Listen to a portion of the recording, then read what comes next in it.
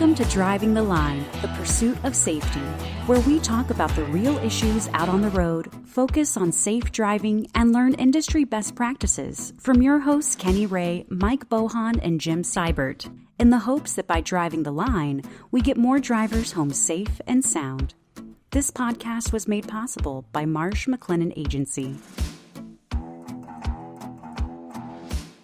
Hello, everyone, and welcome back to another episode of Driving the Line, the trucking safety podcast that's always in the pursuit of safety. I'm Kenny Ray, along with my co-host and my dear friends Mike Bohan and Jim Siebert, and we're going to bring y'all a topic today that it may initially appear a little off from what we normally do, but I want to assure all of our listeners that it is extremely applicable to the trucking industry. We are going to talk today about some OSHA principles, specifically dealing with lockout, tagout, and how those apply to the trucking industry. I want to give you a little bit of background. Here we are in March of 2024, and last year in 2023, the three of us, Mike and Jim and I, were all talking about different topics and things we could talk about. And most of y'all know, unless you're brand new to the podcast, Mike and I come out of the trucking industry. Jim is a safety guy out of the agricultural industry, and so many of his clients have trucks, and so many of our trucking clients haul ag products that's how this marriage kind of came together, with the three of us being the host of this podcast. And Jim is an OSHA expert. He's our OSHA go-to, our guru on OSHA stuff. And so we were talking about how can we apply some of these traditional OSHA principles to the trucking industry.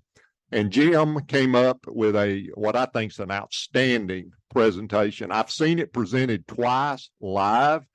He did a live webinar, which we're going to include a link to later on, that he did last month on this same program. But it's basically taking the OSHA standard of lockout, tagout, and applying that to the trucking industry.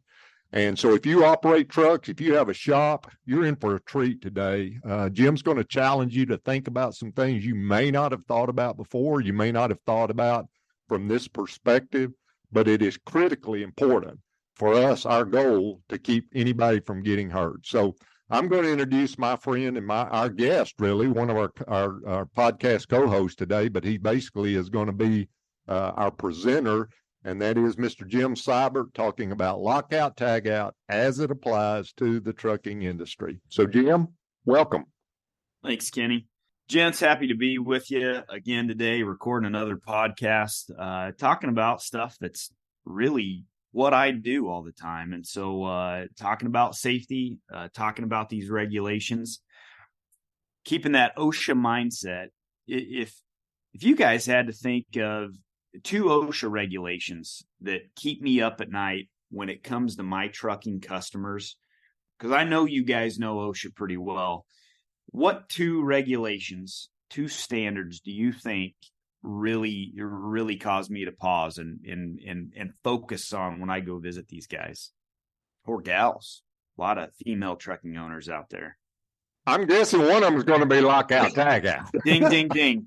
Good job, Kenny. I could get 50% on this quiz, Jim. I don't know if I'm 100% student today, but I could get 50%. I'm going with lockout, tagout too.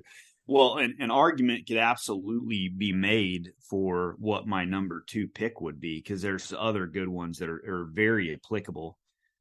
But subpart D, walking and working surfaces. Our truck drivers, our mechanics, they never find themselves in precarious positions. Our truck drivers are never up on the back strapping and throwing stuff. And 3 points of contact is the easiest thing to keep going in and out of those trucks, right? Yeah, right. No, yeah. So that's another one of my focus areas when I'm out doing some site inspections and walkthroughs and talking with these guys, is walking and working surfaces, elevated work. But since both of these topics, I mean, they are just riveting. I'm sure I've got everybody's full attention as they're cruising down the road right now. They're in depth and there's a lot to them. But today we're going to discuss control of hazardous energy. And that is the OSHA 1910.147, otherwise known as lockout tagout. So why is it important to the trucking industry? One, it's a requirement. Kenny really had to educate me when I came on board that when a truck driver is behind the wheel and rolling, they belong to the DOT and those regulations. But the moment that they step out, they fall back under general industries. And we have to keep that in mind, that the OSHA regulations apply. Number two is it saves lives and it lowers severe injuries, the severe injury rate. So what is it? And please give a little grace here. I got to read some stuff because it's thick, and I want you to get the actual description right. So lockout, two parts, one word, the lockout. What does that mean? The placement of a lockout tagout device on an energy isolating device in accordance with established procedures. That means that there's got to be a procedure about it. Ensuring that the energy isolating device and the equipment being controlled cannot be operated until the lockout device is removed. So that is the first definition of the lockout. It's a physical barrier. It is a block in front of a stored energy device, keeping it from moving when you don't want it to move. Or in some cases, it dissipates the energy that is stored so that there cannot be an unexpected release of that energy. Now, the second part is tagout. What is tagout? It's the placement of a tagout device. A tag it's just that. It's a tag, and it gives a description. It gives a date and time, the person working on the object, what they're doing. Maybe it gives an expected time for that piece of equipment to go back in. So, hey, this is Jim Siebert. I'm working on XYZ, and this will be done in 2 hours. That gives a walker by the notification. So back to the tagout device. In accordance with an established procedure, there it is again. We don't just willy-nilly walk around and say, I'm going to lock out and tag this out. If we choose things to do that on, have we first studied to make sure that what we're applying is actually doing what we want it to? This tagout device indicates that the energy isolating device and the equipment being controlled may not be operated until that tagout device is removed. So, gents, any questions about what it is? Does it bring about any thoughts, anything that you can think of right now that, well, me being, I guess, what you call the OSHA guru, you guys and the trucking gurus, do you think that walking around with a red lock and a tag in your pocket is effectively going to be able to lock out a truck from rolling?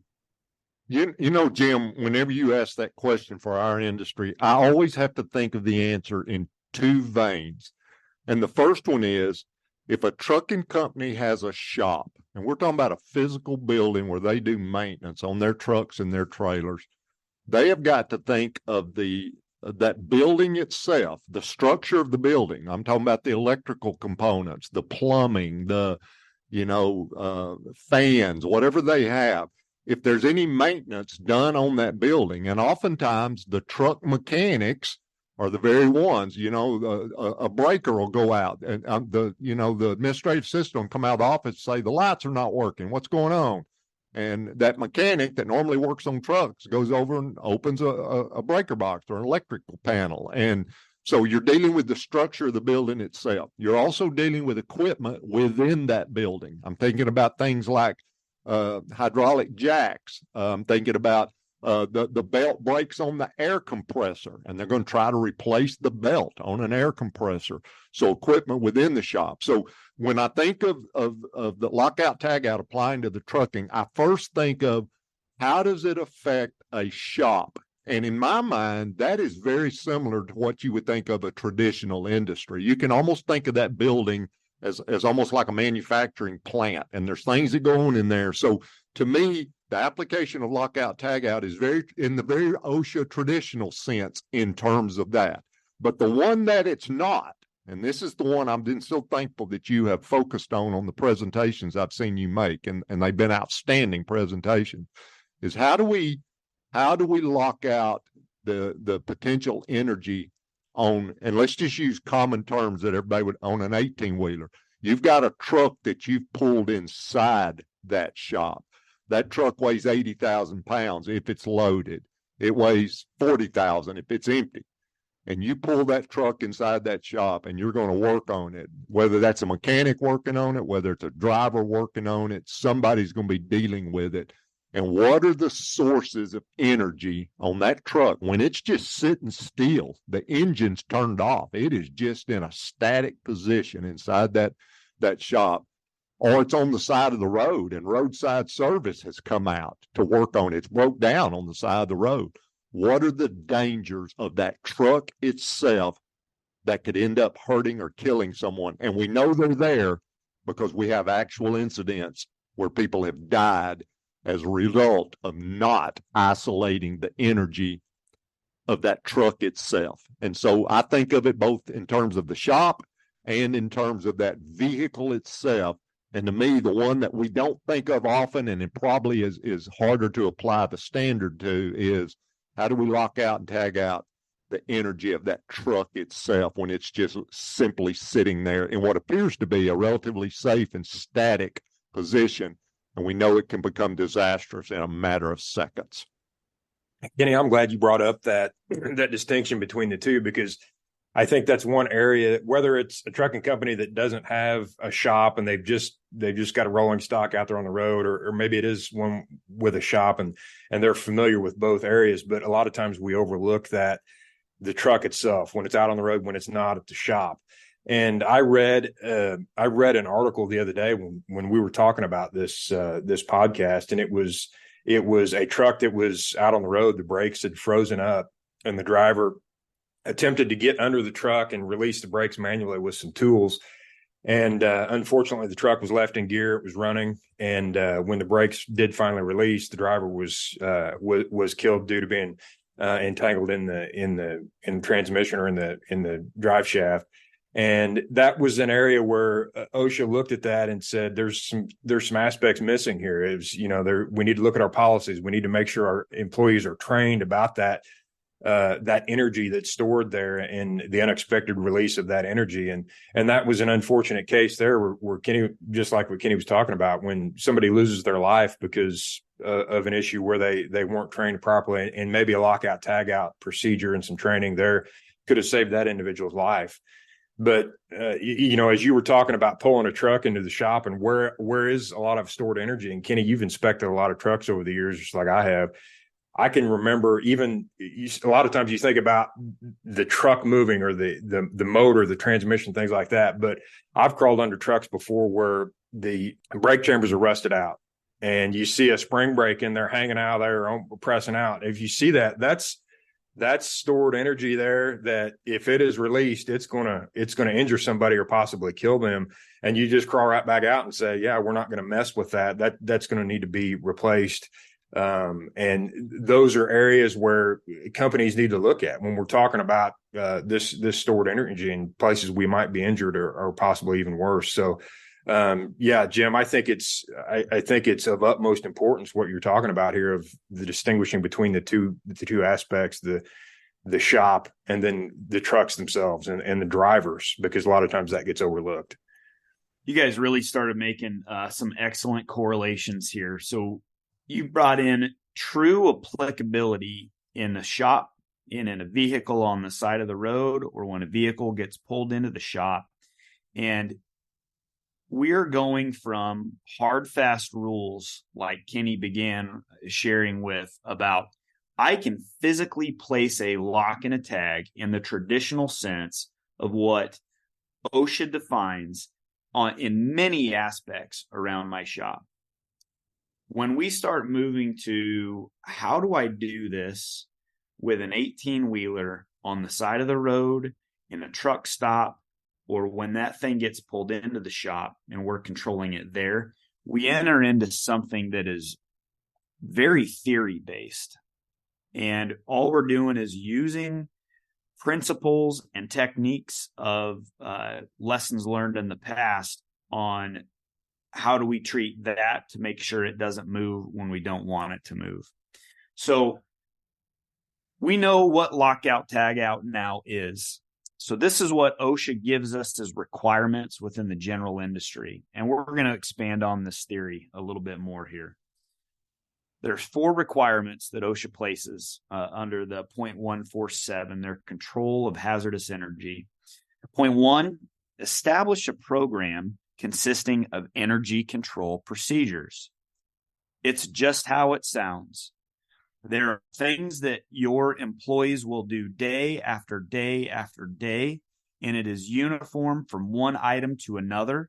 That can be a very, very loose. You can have one document that covers that energy control procedure that's uniform across all trucks. But when you start adding in different trucks, different items, you have multiple energy control procedures. So that was point 1. Requirement number 2, you are required to conduct employee training. So you've got the policies and it looks really, really good in a book and does nothing if it never gets out of the book and gets to the people that do the work. Number 3, conduct periodic inspections. You have got to implement a rule, you train the employees, those periodic inspections prove whether your training was effective or not.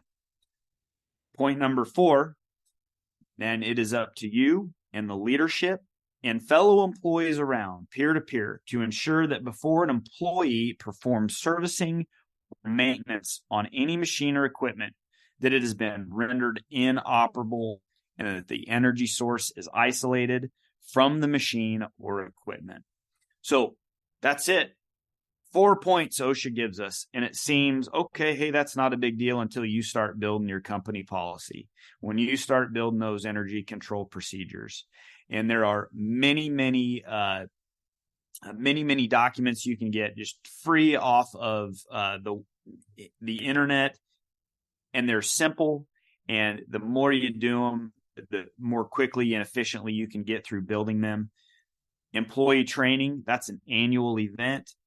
Or upon new hire, the conducting of periodic inspections, that's twice a year. And so there are some specific rules to that. Establish your company program 1. If you don't have one, come up with a hazard or an energy isolating company policy. And then you start into identifying what are we doing that has stored energy that needs to have that energy isolated. And then you go right down this list here. So the third piece of today is, all right, now how do we apply it in this theory?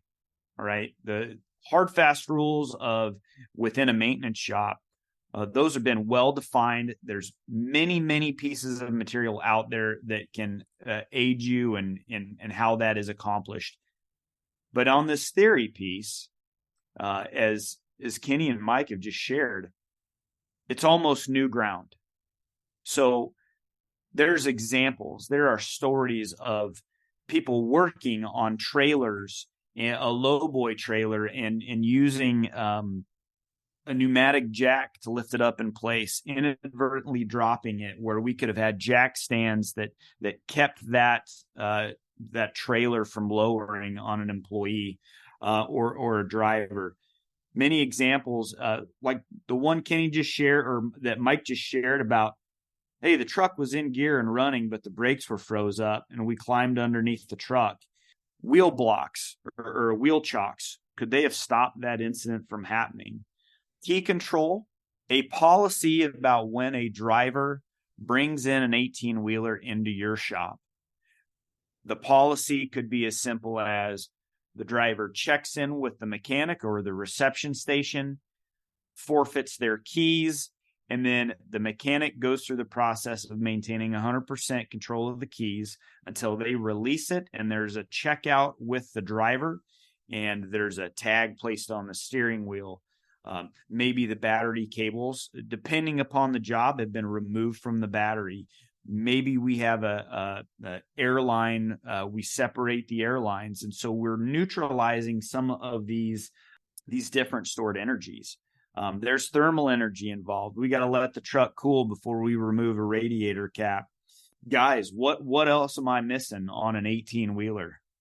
Jim, and we can talk about the different sources of energy, but something that you just said that made me think of something about the isolating the key or using, all of us know that a policy that is not enforced or a policy that is not followed is basically useless. And I want to share with y'all real quick. I was doing a mock OSHA walkthrough for a company here in Texas not long ago.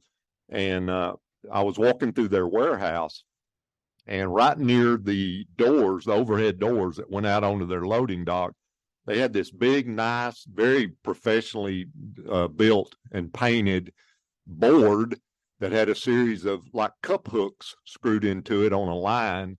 And it said, truck drivers must place keys on this board when you arrive at the dock, and you can pick them up when you leave.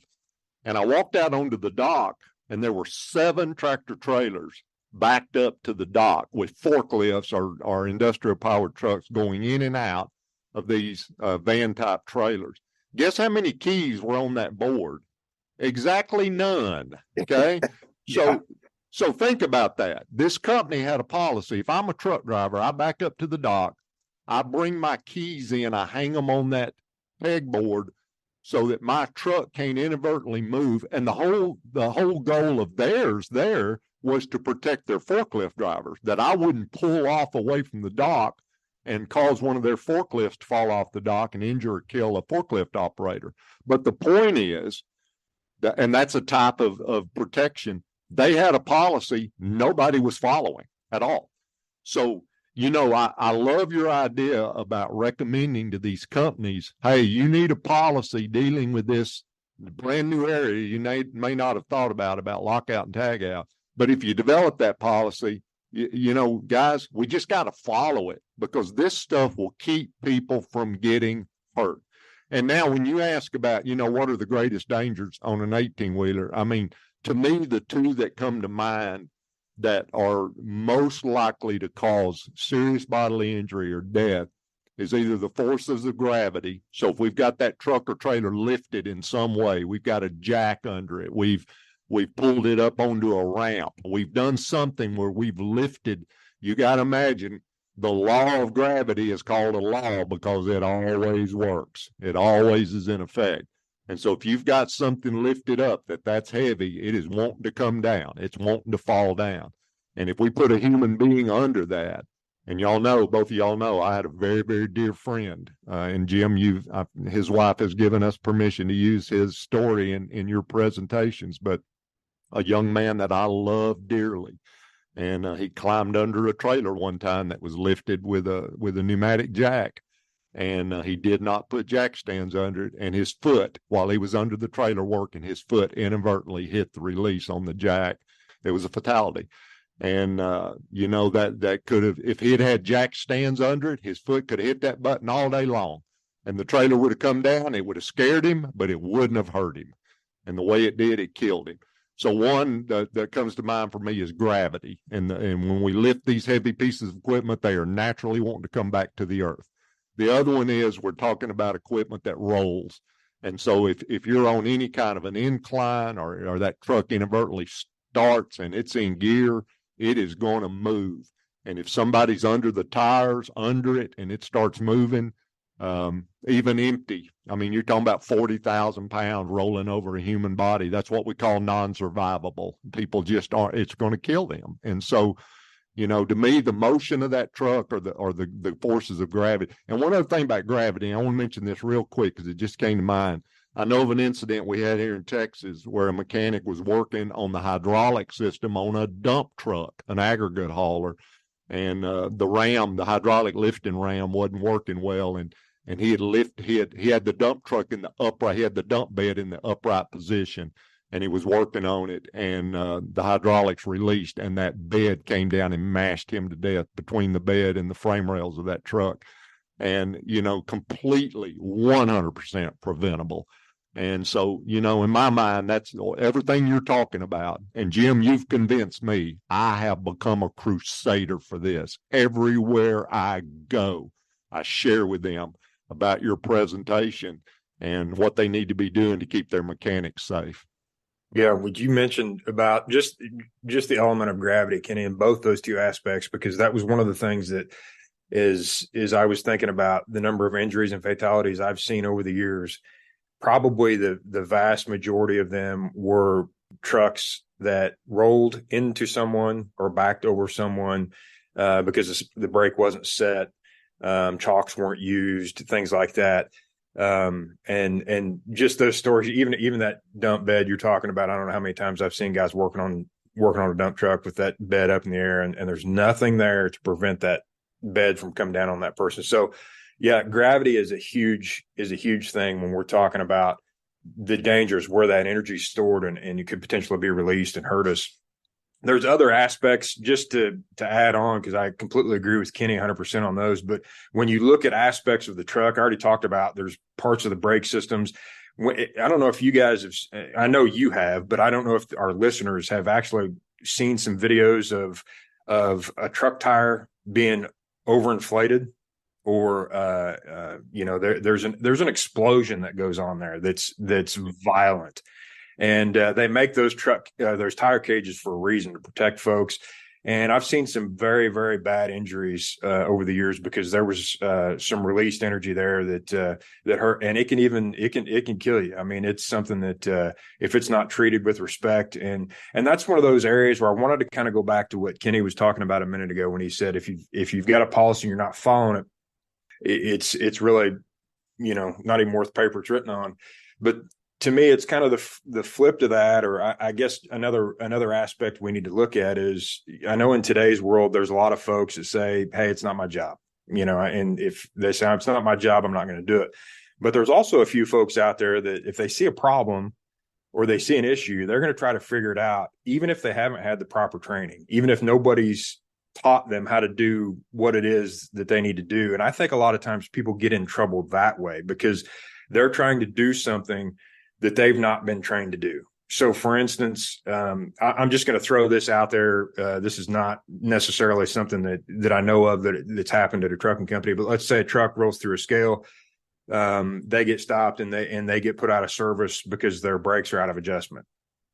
And they pull around and they have to park, and that driver thinks they've never been trained on how to adjust brakes. They've never been trained on the brake system. They don't know the process, and they climb under that truck and they're going to try to adjust those brakes up because they want to get going. Now, not that the enforcement folks would let them go, but that's an area where somebody could try to get under that truck, correct an issue that they've not been trained on, and it's going to cause problems down the road. They could get severely injured or killed trying to do that process, crawling under a truck. They're under there by themselves. There's nobody out there helping them, and they don't really know what they're doing, but they're trying to fix a problem. I think that's the other aspect of it. So, yeah, we can have policies in place that we're not following, but we can also have folks out there doing things that they shouldn't be doing that we haven't even thought about putting a policy in place or putting training in place. And I think that's just as important to really look at the aspect of our business and say, what do our drivers really need to know? This is what you should do. This is what you shouldn't do, because we don't want you to get hurt. We don't want you crawling under that truck. We don't want you, fill in the blank. We don't want you doing this because that's not your job. We're going to get somebody out there to do that for you because we don't want you to get hurt. So I think that's really important for us, because there's a lot of things in and around a truck that can hurt you, for sure. No doubt. You just talked about a new truck driver climbing under to adjust the brakes. They may not know how to do. And if you've got a new truck driver that doesn't know how to adjust the brakes, do you think that new truck driver knows about hazard mitigation and the other things to look around on a truck when they're a go-getter? Hey, we like employees that get after it and find a way. You don't want to stifle them, right? You want to that go. And so you have to be pretty careful about how you're educating that person to do things the right way, and coach them along throughout their career.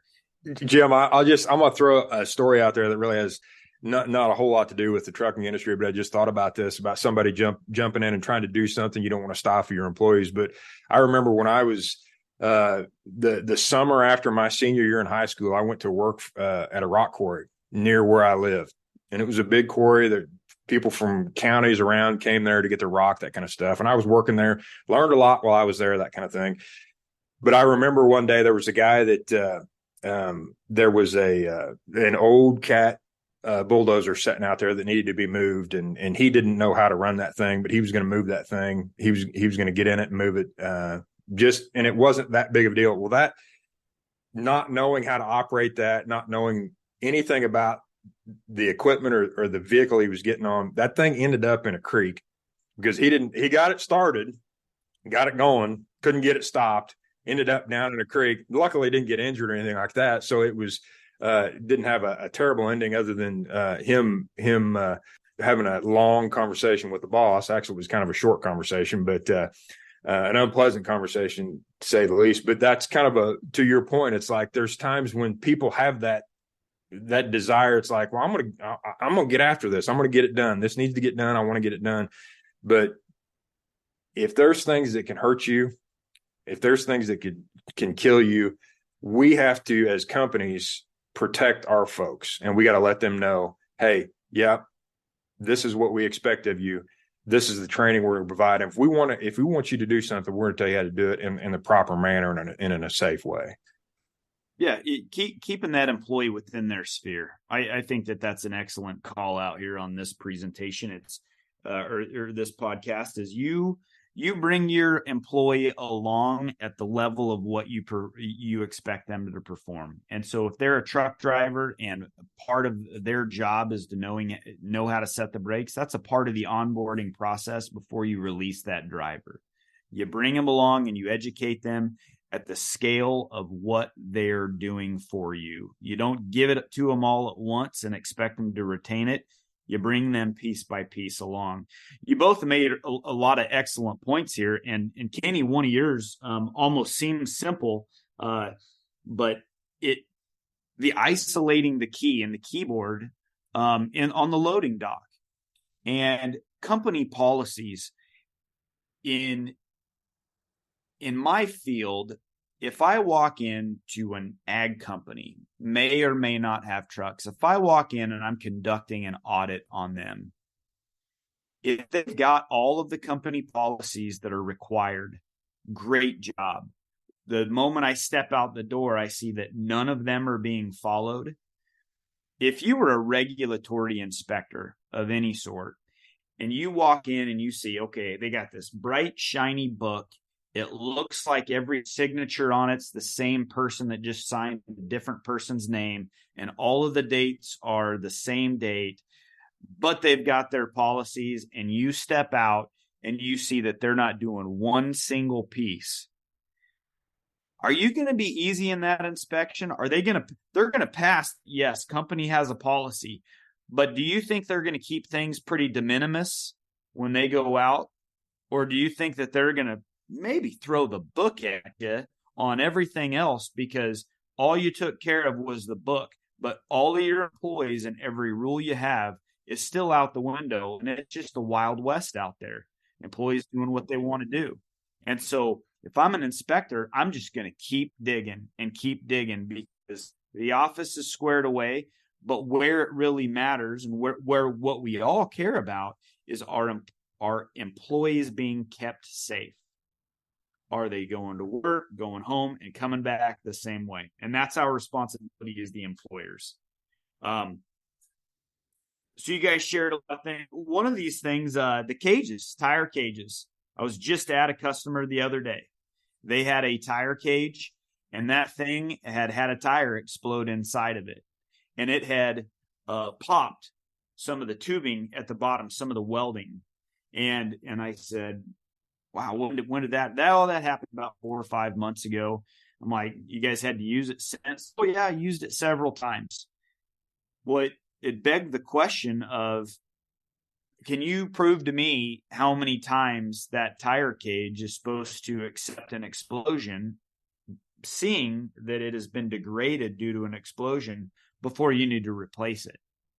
And that's not something that they answer, but that's something to think about in our theory discussion here is when a guard on a grinder becomes damaged, when our table grinder and our wire wheel, and that's an easy find for every OSHA inspector, when we have damaged the screen, at what point, what's the useful life? At what point do certain things need to be replaced? So things to think about when it comes to some of these safety devices, when they get used, when they get damaged, it's time to replace them. So some good discussions on applying chalk blocks. Kenny, your example of that rock hauler and that bed being up in the air, you know what that makes me think about? It makes me think about a lot of other items that I could easily find in a maintenance shop or on a loading dock. Could I find a forklift there? If it's a large lot, do you think I could possibly find a skid steer somewhere or some sort of agricultural tractor or something to keep a lot level, or any of those items that might have a cylinder on them? You've got to conduct work with the cylinder all the way through the throw of the cylinder. A cylinder block is a way to keep that thing from coming back down on you if there's a hydraulic failure somewhere. So there are many different items that you can purchase. Gravity is always going to be there. These other items, there are things that are out there. There's many vendors for them. Talk with Kenny, talk with me, call in, shoot us some questions. Mike's a wealth of knowledge. If you've got something and you want to keep it from moving, let's figure out a way together. So, gents, pretty good discussion. We talked about what is it, what are the requirements of it, how are we going to apply it in theory, and how do we protect workers and keep them going to work and home safely. And in closing here, I just want to put a reminder out there that as safety professionals, it's our job to prepare our coworkers, our employees, just like we talked about their onboarding process and their per job training. It's our job to prepare them for the hazards that they might and they will face, regardless of whose shop they're in. Take note of that part. Regardless of whose shop they're in, if your trucker is on the road and they got to pull into a shop and they're away from their home station, we want our employees to say when they get out of the truck and they do that look through and they're getting to the waiting area, you name it, we want them to say, all right, their standards aren't the same as mine. I know what can get me in here, what can bite me in here, and I'm going to get away from this area, or I'm going to conduct myself in this manner. Hazard assessments, that's a great way to start with your own company.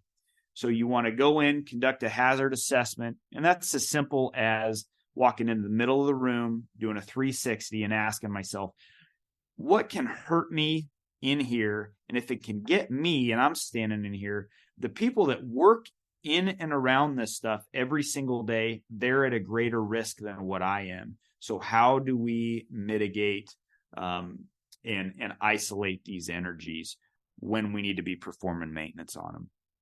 So with that, I thank you on behalf of Kenny and Mike. Thanks for joining today and listening to something that, it's not right up the DOT alley, but it is 100% applicable to you and your company. Join us next time, and I look forward to talking with you then. That's all the time we have for this episode of Driving the Line, the Pursuit of Safety. We hope you enjoyed our discussion, and thank you for listening. You can rate, review, and subscribe to Driving the Line, the Pursuit of Safety on Apple Podcasts, Spotify, Google Podcasts, or any other app you're using. You can also follow Marsh McLennan Agency on LinkedIn, Twitter, and Facebook. Until next time, thanks again for listening. Drive safely, everyone.